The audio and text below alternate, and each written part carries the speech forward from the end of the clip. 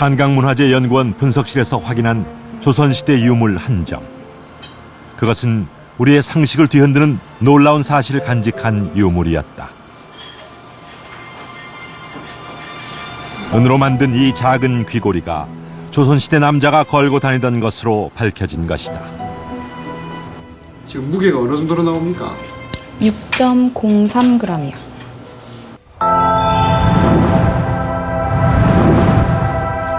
조선시대 남자의 귀고리 착용 풍속은 상상조차 못한 일이지만 실록에도 등장하는 분명한 사실이었다.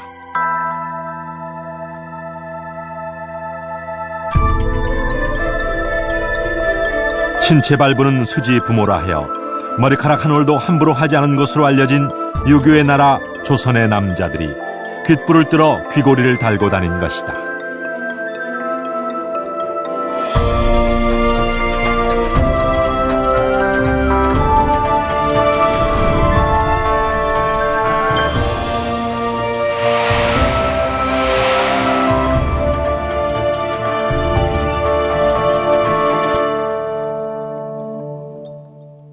도포자락 휘날리며 다녔던 조선 선비가 머리엔 관을 쓰고 귀에는 귀고리를 하는 모습 상상이 되십니까?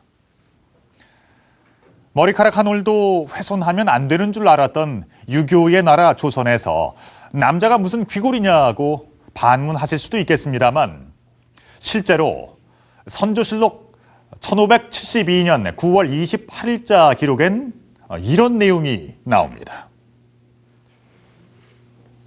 젊은 남자들이 귀를 뚫고 귀고리를 하는 풍조를 없애도록 한다.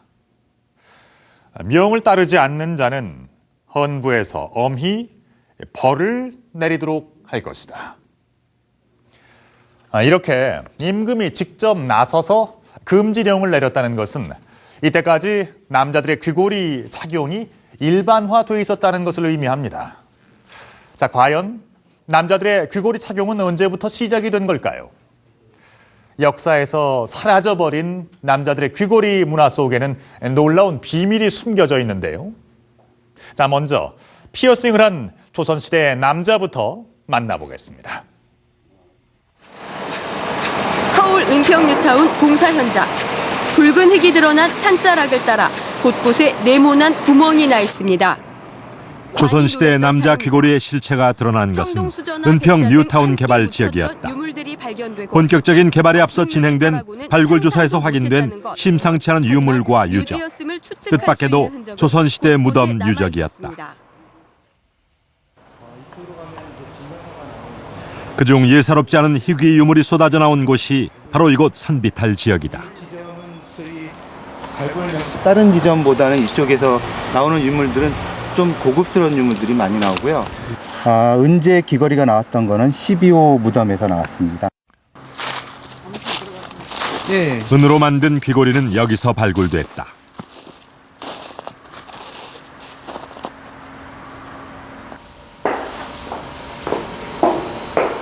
죽어서도 귀고리와 함께한 12호 무덤의 주인은 누굴까? 과연 어떤 사람이었을까? 무덤에서 출토된 15점의 유물이 그 주인을 밝혀줄 유일한 단서였다. 다행히 귀고리의 보존 상태는 양호했다. 보존 처리를 거치면서 온전한 모습을 찾은 은제 귀고리 한 쌍. 둥근 열매 모양의 장식이 달린 은제 귀고리였다. 귀고리 한 짝의 무게는 6.03g. 은으로 만든 장신구치고는 상당히 가벼웠다. 이 정도면 귀고리의 무게를 줄이기 위해 열매 장식의 속을 채우지 않았을 가능성이 크다.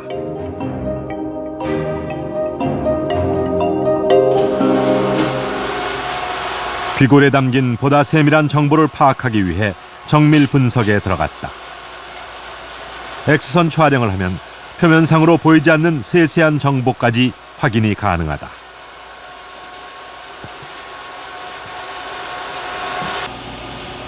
동시에 성분 조사도 실시했다.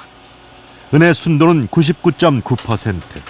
예상대로 귀고리 열매 장식의 속은 비어 있었다. 순은의 순도가 99.9%라는 것을 감안해 볼 때 좀 순도가 높은 편이고요. 그래서 품질도 좀 우수한 편이 아니었나 생각이 듭니다. 순도 99.9%의 은재 귀고리.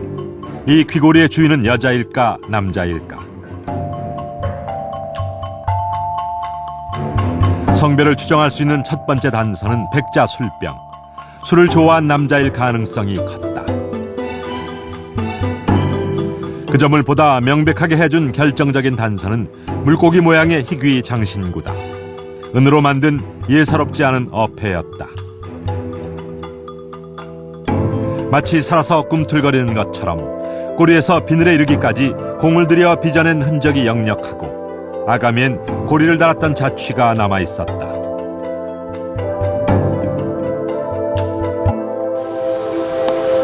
은재 어패는 어떤 사람이 사용한 장신구일까? 수소문 끝에 찾아간 공주대학교 박물관. 고령 김씨 선영에서 출토된 15세기 유물을 기증받아 전시해 놓은 곳이다. 여기에 같은 형식의 은재 어패가 들어있었다.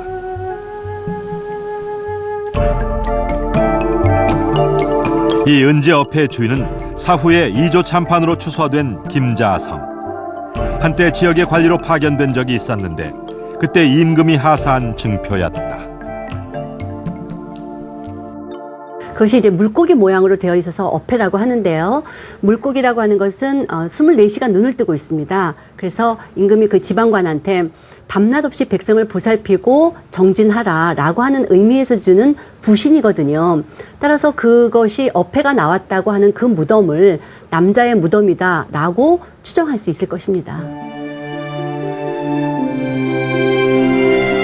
이는 은재 귀고리의 주인이 평범한 남자도 아니고 지방관까지 지낸 인물이라는 뜻이다. 귀고리를 한 조선의 사대부라니 너무나 놀라워 선뜻 믿어지지 않을 정도다.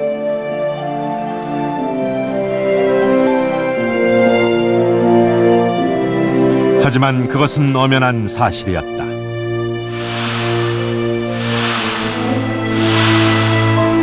세종실록을 보면 금은 제품의 사용 범위를 제한하는 조치를 내리면서 밝혀놓은 예외 규정이 실려있다. 금은 제품을 사용해도 된다는 이 예외 규정에 사대부 자제들의 귀고리가 들어있다.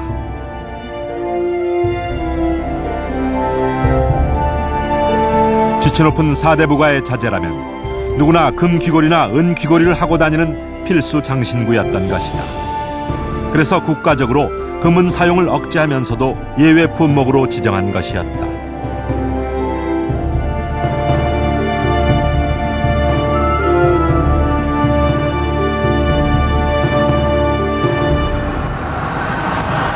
그렇다면 사대부 자제들만 귀고리를 한 걸까?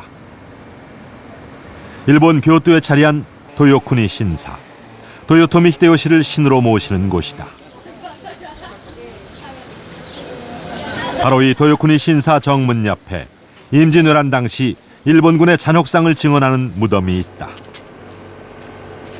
일본군이 베어간 조선인의 귀와 코를 모아서 묻어놓은 이 총, 이른바 귀무덤이다.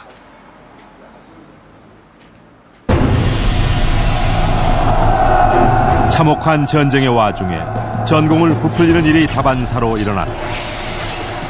그때 조선인의 귀와 일본군의 귀를 구분하는 유력한 방법의 하나가 귀고리 흔적이었다.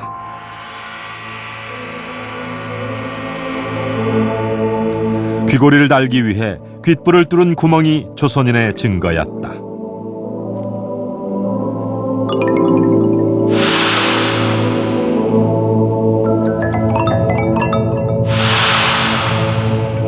지금은 좀 남자들이 귀걸이 하는 문화에 대해서 좀 어떨 때는 좀 나쁘게도 보고